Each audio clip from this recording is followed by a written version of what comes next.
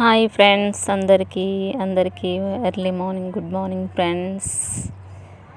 మేము ఈరోజు మా నాన్న నేను టమాటా మొక్కలకి పందిరి వేస్తున్నాం ఫ్రెండ్స్.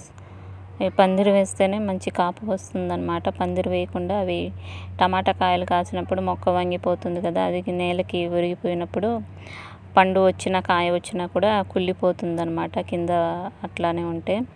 అందుకనేసి అట్లా ఉండకుండా మంచిగా కాపు రావాలనేసి పందిరి వేస్తున్నాం ఫ్రెండ్స్. కాపు వచ్చినా కూడా పందిరి మీదకి కాయలవి పండ్లవి ఉండిపోతాయి అన్నమాట. చూడండి, స్టార్ట్ చేసామన్నమాట పందిరి వేయడం. ఇవి కర్రలు పందిరి వేయడానికి మరి లావు కర్రలు కాకుండా ఇట్లా వెయిట్లెస్గా ఉండే కర్రలు తెచ్చుకొని మంచిగా పందిరిలాగా వేసుకోవాలన్నమాట. చూడండి ఫ్రెండ్స్, ఇవిగో ఇలా అన్నమాట.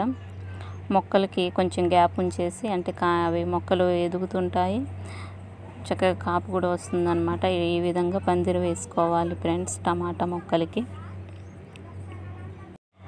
మా గార్డెన్లో టమాటా మొక్కలే కాకుండా ఇంకా చాలా మొక్కలు ఉన్నాయి ఫ్రెండ్స్.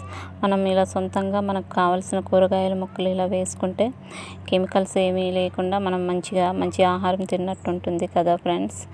ఇక పందిరి వేయడం అయిపోయింది ఫ్రెండ్స్. చూడండి ఒకసారి, ఈ విధంగా పందిరి వేసామన్నమాట మా టమాటా మొక్కలకి.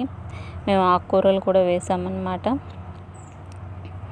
Thank you friends. నా వీడియో కనుక నచ్చినట్లయితే please like, share and subscribe my channel. మరిన్ని వీడియోల కోసం నా ఛానల్ని ఫాలో అవ్వండి.